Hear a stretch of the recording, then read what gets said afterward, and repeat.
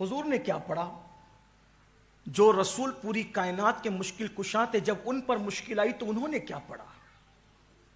مولا علی جی نے ہم مشکل کشاں مانتے ہیں، جب ان پر مصیبت اور مشکل آئی تو انہوں نے کیا پڑھا؟ صدیق اکبر جن کے صدقے ہماری مشکلیں ٹلتی ہے، جب ان پہ مشکلیں آئی تو انہوں نے کیا پڑھا؟ جب حضور مشکل میں آئے بظاہر وہ جنگوں کی مشکلات، تو حضور کی زبان پہ کیا تھا؟ حسبنا اللہ و نعم الوکیل، قرآن میں ہے۔ اس کو بھی ہمارے بزرگوں نے اسم اعظم کہا۔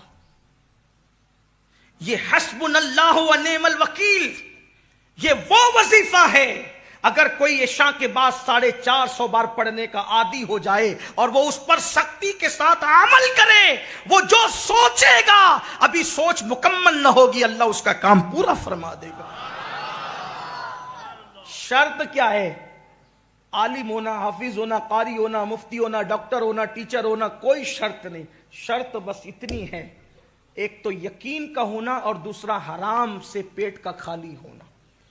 میں پھر کہتا ہوں آپ سے، سارے وظیفے پڑھ ڈالو، عورتیں ہی پڑھ رہی ہے بہت سے وظیفے، لوگ مانگتے ہیں یہ وظیفے اتنا پڑھتے ہیں حضرت اتنا اور دو، میں کہتا ہوں کم پڑھو، کم پڑھو لیکن پیٹ پر توجہ دو۔ شوہر آپ کا حرام لا کر کے کھلا رہا ہے، آپ 16 سیدوں کے روزے رکھے، 10 بیویوں کے روزے رکھے، اور بھی روزے رکھیں اور بھی رکھیں، دن بھر بھوکے رہیں، شام کو حرام سے افطار کریں، لوگوں کے خون سے افطار کریں۔ غوث پاک کہتے ہیں کہ جو حرام سے افطار کرتا ہے وہ لوگوں کے خون سے افطار کرتا ہے۔ لوگوں کو یہ باتیں اچھی نہیں لگتی۔ اپنا دین بالکل سچا سچا، سیدھا سیدھا، 2 اور 2 + 4 کی طرح بالکل سیدھی سیدھی بات ہے، اور بہت مشکل نہیں ہے ہمارا دین، یا دین پہ چلنا بھی مشکل نہیں ہے، بہت مرتبے پا سکتے ہو۔ یقین چاہیے، اللہ رسول کے فرامین پر عمل چاہیے، پھر دیکھو کیسے کرم کی برسات ہوتی ہے۔ تو خواجہ عثمان ہارونی کے پاس مرید کہتا ہے، وہ بوڑھا کہتا ہے مریدوں کے سامنے، حضور بچہ گم ہو گیا کچھ کیجیے۔ آپ نے مریدوں سے فرمایا، پہلے آپ نے آنکھ بند کر کے مراقبہ کیا، پھر سر اٹھایا اور فرمایا ایک بار سورہ فاتحہ 3 بار قل ہو اللہ پڑھو، اس کے بچے کے لیے دعا کرو۔ ہر ولی کی زندگی میں آپ کو سورہ فاتحہ ملے گی۔ سورہ فاتحہ یہ وہ سورت ہے کہ اللہ کے رسول فرماتے ایک دن جبریل امین آ کر کے کہتے ہیں یا رسول اللہ، نہ یہ سورت توریت میں تھی، نہ انجیل میں تھی، نہ زبور میں تھی۔ اگر یہ سورت توریت میں ہوتی تو موسیٰ علیہ السلام کا کوئی امتی یہودی نہ ہوتا، اگر یہ انجیل میں ہوتی تو عیسیٰ علیہ السلام کا کوئی امت جو ہے وہ اس طریقے سے گمراہی کا شکار نہ ہوتا جیسے وہ گمراہ ہوئے۔ یہ سورت زبور میں ہوتی تو زبور کے ماننے کا دعویٰ کرنے والوں کے لوگ سور اور بندر کی طرح نہ بنتے۔ یہ وہ سورت ہے جو اللہ نے صرف آپ کی امت کے لیے رکھا تھا، اس جیسی سورت اللہ نے کسی کو نہیں دی۔ حضرت مولا کائنات فرماتے ہیں سورہ فاتحہ اور ماہ رمضان اللہ نے امت محمدیہ کو دے کر اتنا بڑا احسان کیا کہ مجھے یقین ہو گیا یہ امت کبھی ہلاک نہیں ہو سکتی، یعنی پوری امت پر اجتماعی طور پہ کبھی عذاب نہیں آ سکتا۔ یاد رکھے سورۃ الفاتحہ وہ ہے، سورہ فاتحہ جو پڑھے گا، جس مراد سے پڑھے گا اللہ اس کی اس مراد کو پورا فرمائے گا، جس تمنا کو دل میں لے کر پڑھے گا اللہ اس کی اس تمنا کو پورا فرمائے گا۔ سورہ فاتحہ وہ ہے کہ اگر ڈاکٹر کہہ دے کہ اس کا علاج نہیں، اس کی بیماری کا علاج نہیں، 41 مرتبہ بسم اللہ کی میم کو الحمد کی لام سے ملا کر آخری میں 3 مرتبہ آمین کہنے کا اہتمام کر کے 41 مرتبہ پڑھتے رہو، مریض پہ دم کرتے رہو، انشاءاللہ اللہ اس کو شفا عطا فرمائے گا۔ لیکن پھر کہتا ہوں شرط یہی ہے پیٹ حرام سے خالی ہو اور یقین کی دولت حاصل ہو۔ آج کل تو لوگوں کے یہاں دعوت کھانے میں بھی ڈر لگتا ہے، ہم لوگوں کو پتہ بھی نہیں ہوتا، یہ ذمہ داری تو بلانے والوں پہ ہوتی ہے کہ وہ کھلا کہاں رہے۔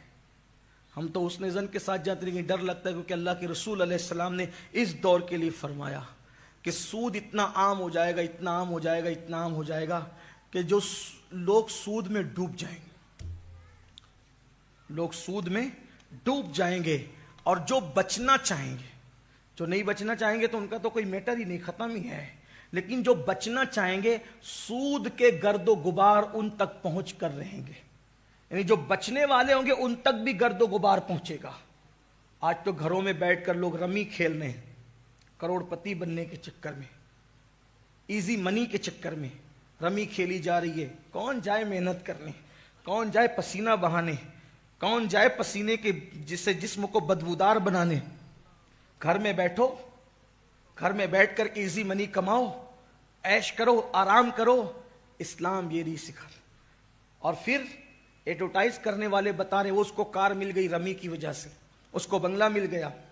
کروڑوں کا تم نے ہڑپ کیا اور چند لوگوں کو دیا تو اس کی اشتہار بازی کرتے ہو۔ یہ بھی تو بتاؤ کتنے روڈ پہ آئے، جوا نے کتنوں کو روڈ پہ لایا، کتنے مالداروں کو فقیر بنایا، کتنے دینے والوں کو مانگنے والا بنایا۔ اسلام یوں ہی منع نہیں کرتا، ایزی منی کے چکر میں اپنی حلال کمائی کو برباد مت کرو۔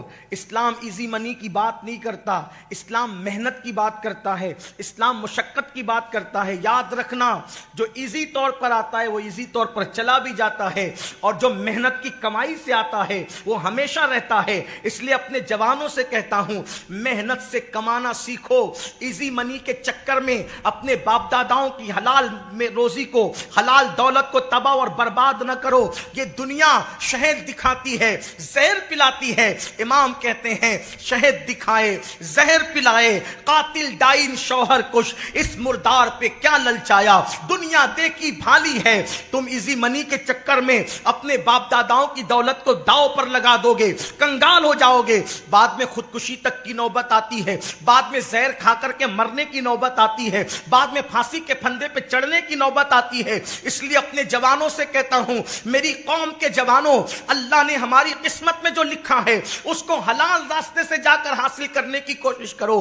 بہرحال خواجہ عثمان ہرونی نے جو ہے فرمایا سورہ فاتحہ پڑھو، ایک بار 3 مرتبہ قل ہو اللہ شریف پڑھو، اور اس کے بعد ہاتھ اٹھا کر آپ نے دعا کی، اے اللہ اس کے بچے کو اس کے گھر تک پہنچا دے۔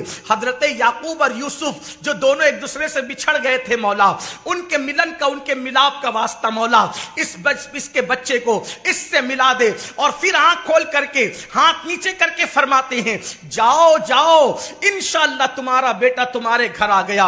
اور یاد رکھنا، اگر وہ آ جائیں تو مجھ سے ملانے کے لیے ضرور لانا۔ یہ شخص دوڑا دوڑا گیا، سوچو اس کی خوشی کا عالم کیا ہوگا۔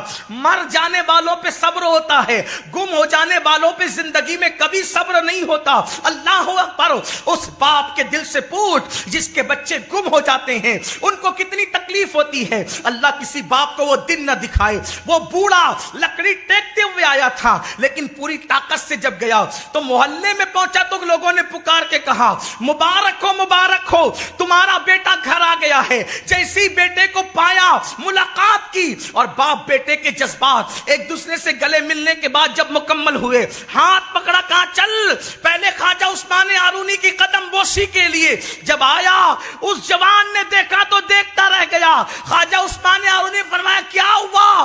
کہا حضور مجھے لوگ اٹھا کر کے لے گئے تھے، ایک کشتی میں مجھے قید کر لیا تھا، اور کشتی میں قید کرنے کے بعد میں اسی میں پڑا ہوا تھا اور وہ مجھے کہیں لے جا رہے تھے۔ ایک بزرگ آئے اور مجھ سے کہا کہ تو یہاں سے اٹھ، میں اٹھا تو انہوں نے ہاتھ لگائی تو زنجیریں ٹوٹ گئی، اور اللہ اکبر، پھر انہوں نے اپنے پیروں سے میرے پیروں کو مس کیا اور فرمایا آنکھیں بند کر۔ میں نے آنکھیں بند کی، پھر کہا آنکھیں کھول، تو میں نے آنکھیں کھول دی تو میں نے اپنے آپ کو اپنے گھر میں پایا۔ تو اس نے کہا مگر اللہ کی عزت کی قسم میں حیران ہوں، وہ کوئی اور نہیں تھا، وہ تو آپ ہی کی صورت۔